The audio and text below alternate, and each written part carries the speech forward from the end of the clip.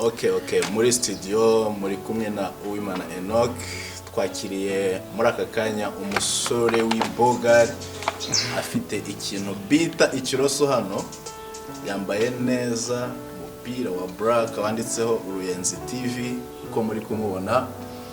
So tugiye kumubaza ahantu avuye, gahunda zimuzanye hano hantu, aratangira twibwira. Okay, murakoze. Amazina nitwa Eric Byiringiro Kigeri. Ego. Ya Kigeri. Kigeri iryo zina ni ry'Abanyarwanda. Ya Kigeri ni ry'Abanyarwanda, urabizi ko hari n'ubwami twagize bw'Abakigeri. Ebana ndiherutse ku mwami w'u Rwanda kabisa nanjye. Abonetse muri aka kanya, abonetse Kigeri umwana se uri gikomangoma, turuka kuri abo bantu. Ni ibintu nk'ibyo, ni ukubigikomangoma. Wow. So it's a blessing, man. Ura n'umuntu uva mu bwami bw'Abakigeri.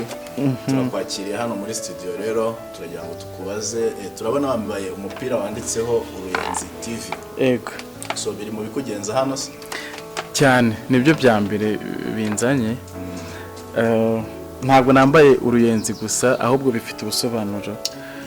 Urabona ni Uruyenzi TV. Sinzi niba natangira gusobanura kugira ngo yes, nta kibazo uyu mupira wambaye kubera ko hari channel yacu ya YouTube nshyashya tugiye gutangira, yitwa gutya, yitwa Uruyenzi TV. Niyo mpamvu mwambaye uko ngoko.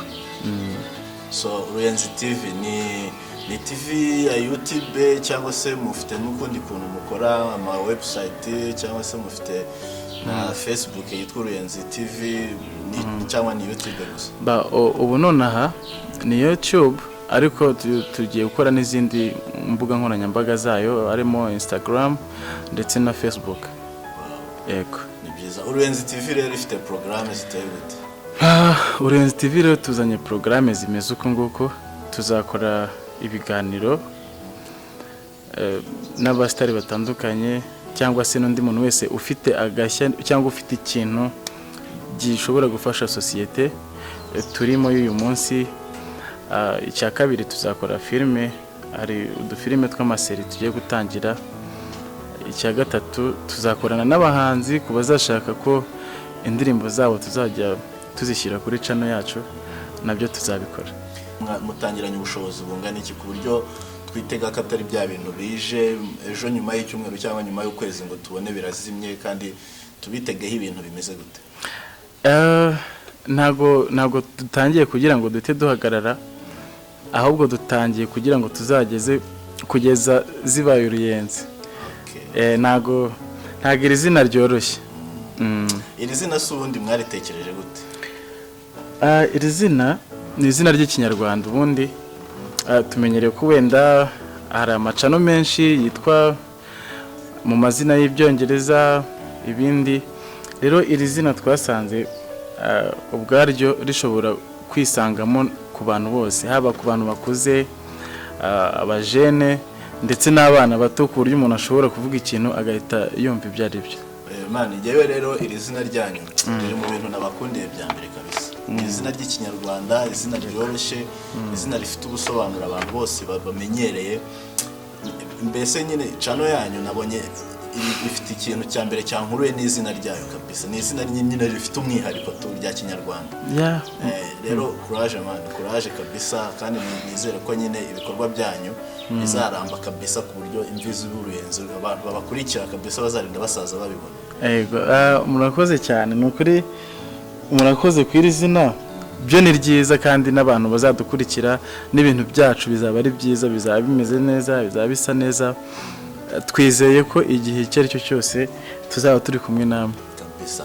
Man rero wavuze ku kintu bita filime, ariko nahise nibaza ni filime bwoko ki muzakora? Hari filime zo kurwana, hari filime z'ibyikango, hari filime z'urukundo, ibintu nk'ibyo muteganya gukora filime bwoko kimwe? Yego, buriya abanditsi umuntu yandika bitewe n'igihe arimo cyangwa se na sije ije, ariko ngubu uko tugiye gutangira kuri seri y'urukundo. Nagaseri ko ikintu gikomeye. Urukundo se rubaho mwana? Kuri njyewe rubaho. Impamvu mbivuga hari benshi barufashe uko babonye, kuko umuntu arufata bitewe n'uko yarugize cyangwa n'uko n'ibyamubayeho cyangwa n'ibyo abona muri no minsi, ariko kuri njyewe rubaho, kuko niba dushobora kubona wenda ingo abantu batandukana n'iki, ntago ari uko rutariho, ahubwo nuko hari ibitarujujwe muri rwo. tukiri aho ngaho rero sasa ndibaza abantu mugiye gukinana izo seri z'urukundo, ni abantu mwaganiriye cyane ku buryo kuko ubona kuko nabo ubwabo urwo rukundo barufite, kuko burya ujya kwigisha abantu ko ndibaza filime mugiye gukora nizo kwigisha sosiyete y'abanyarwanda, ntabwo ari ibyo kwinezeza mu byo ntabyumva bisiga aho ngaho, byanze bikunze hari icyo abanyarwanda biteze kubigiraho mu bintu muzakina. So rero biba byiza ko burya ukina ikintu nawe sanzwe kikurimo, ni nabwo filime burya iryoha umukinnyi ari gukina ikintu kiri kuva muri we ndana, atari ikintu yabwirijwe gusa, ahubwo anagifite muri we. So rero nkahita nkubitira kuri iki kibazo, hari ukuntu tujya tubona mu banyarwanda cyangwa se n'ahandi no mu bindi bihugu, si mu Rwanda gusa, ku isi hose hari ikibazo cy'uko hakunze muri iyi minsi hariho ibintu bya gatanya, ukabona umusore n'umukobwa barakundanye none ejo bemeranyijwe kubana, nyuma y'ukwezi kumwe cyangwa amezi abiri ukabona abantu baratandukanye, kandi abo bantu batandukanye mu by'ukuri batangiye babwirana ko bakundana. So muri filime mugiye gukora muzanye umuti w'icyo kibazo, ku buryo umuntu uzakenera kubaka urugo akareba filime yanyu azavuga ati hano harimo impanuro zishobora kumfasha kubaka urugo, kugira bitazanshyitsa kuri za gatanya, bitazanshyitsa ku gushwana n'umugabo cyangwa ku gushwana n'umugore wanjye tugiye kubana. Harimo umuti mu by'ukuri muzaniye abanyarwanda muri filime mugiye gukora? Ndabyizeye, kuko icya mbere iyo ikintu cyanditse neza, ikindi kirimo n'inyigisho, mu by'ukuri nizeye ko ku bazadukurikira, kandi ndumva nifuza ko abantu benshi badukurikira kugira ngo uwo muti ugere ku bantu benshi. Ndabyizeye cyane ko bizagira icyo bihindura mu mubano cyangwa se mu rukundo hagati mu ngo zacu hano mu gihugu cyacu, ndetse no hanze ku bazadukurikira. Ndabyizeye ko hari icyo bizahindura. Turabyiteze, natwe tubihanze amaso, turahita dukora subscribe, hanyuma tutegereze inyigisho zanyu.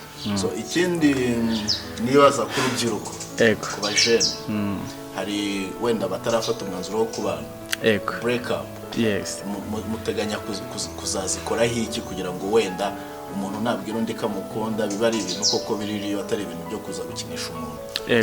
Mufite isomo rizavuga kuri icyo kintu?